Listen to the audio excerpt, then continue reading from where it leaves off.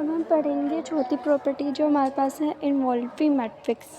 ये भी हमारे पास अगर सर हमें एक मैट्रिक्स देंगे और पहचानने को बोलेंगे भाई ये कौन सी प्रॉपर्टी का मैट्रिक्स है, मैं ये नहीं बोली कि इस पर ये प्रॉपर्टी अप्लाई करो।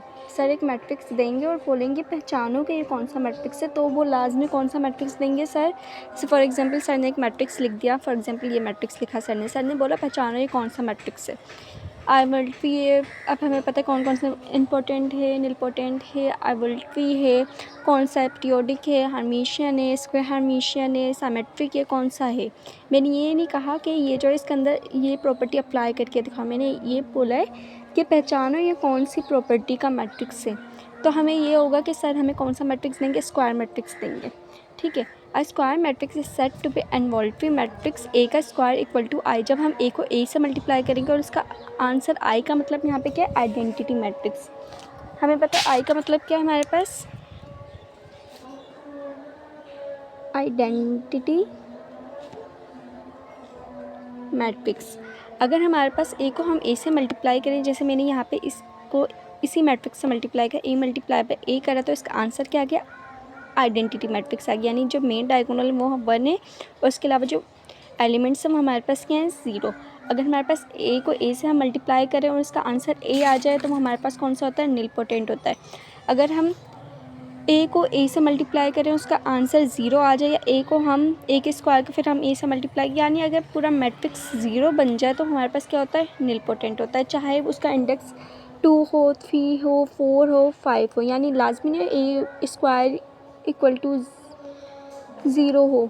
ये ए की पावर p है, जहाँ पर ए की पावर p है, जहाँ पे p हमारे पास क्या है, p हमारे पास क्या है, इंडेक्स या फिर degree.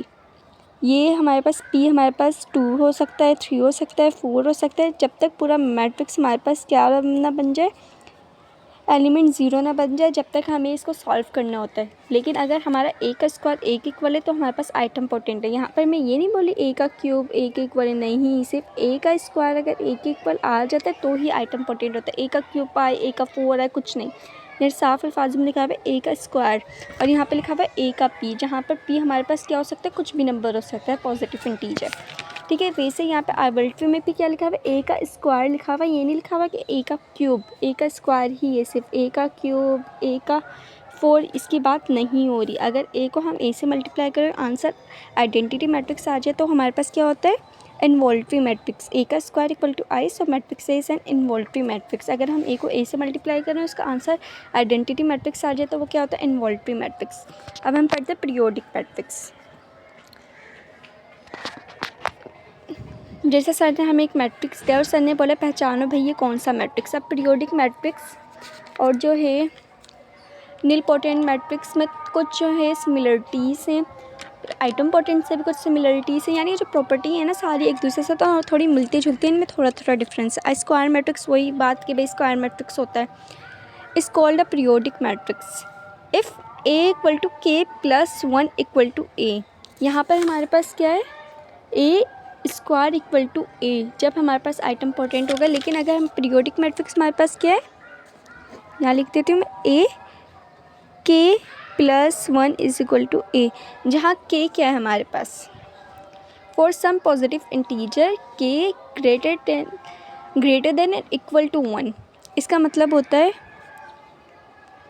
Greater than and equal to, यानी जो है के या तो 1 हो सकता है या जो 1 से बड़ा भी हो सकता है, यानी 1 से बड़ा कुछ भी हो सकता है, यानी या तो के 1 होगा या तो 1 से बड़ा कुछ हो सकता है। यानी हमारे पास ये बन जाएगा ए, अगर हमारे पास के 1 हुआ तो हमारे पास 1 प्लस का 1, ये हमारे पास हो जाता है 1 + 1 ए का स्क्वायर इज इक्वल टू ए।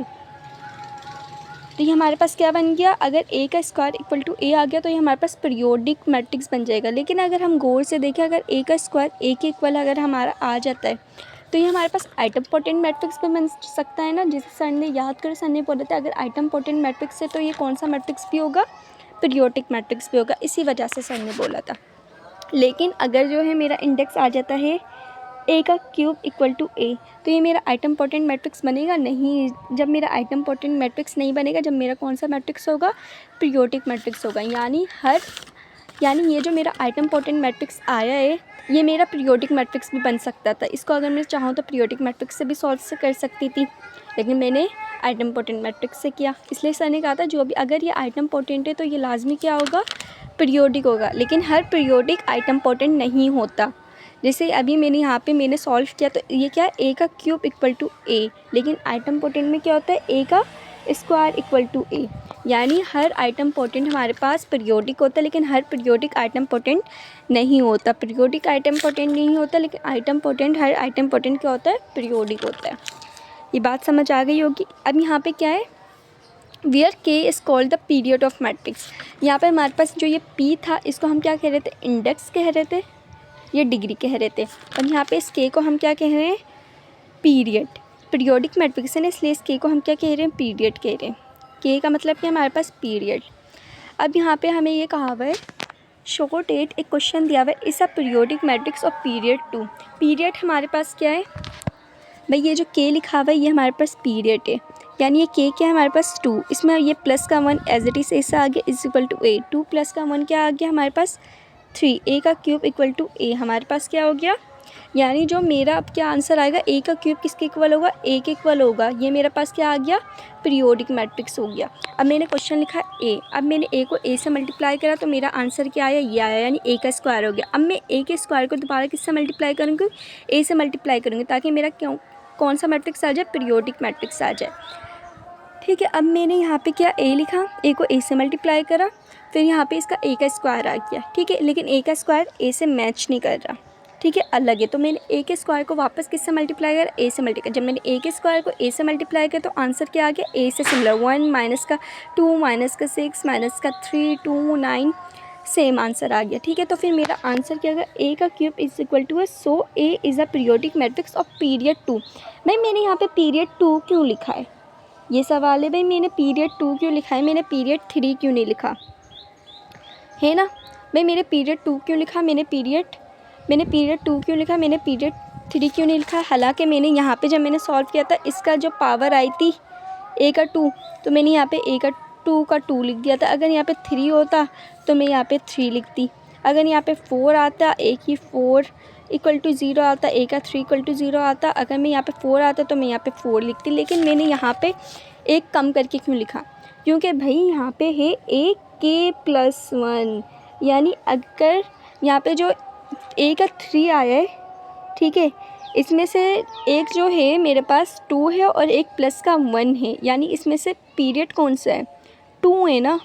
यानी जितनी मल्टीप्लाई करने पे मेरा आंसर आएगा उसमें से मैं एक माइनस करके क्या लिखूँगी, पीरियड लिखूँगी, क्योंकि मेरा पीरियोडिक मैट्रिक्स क्या होता है, ए के प्लस 1 इक्वल टू ए।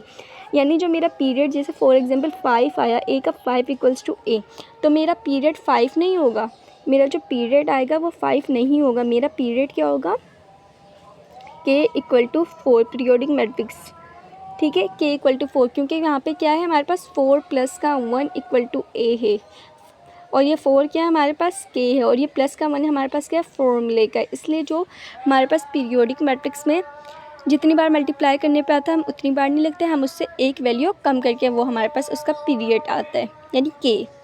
ठीक है, ये हमारे पास होता है वोल्टरी मैट्रिक्स और पीरियोडिक मैट्रिक्स। समझ आ गया होगा।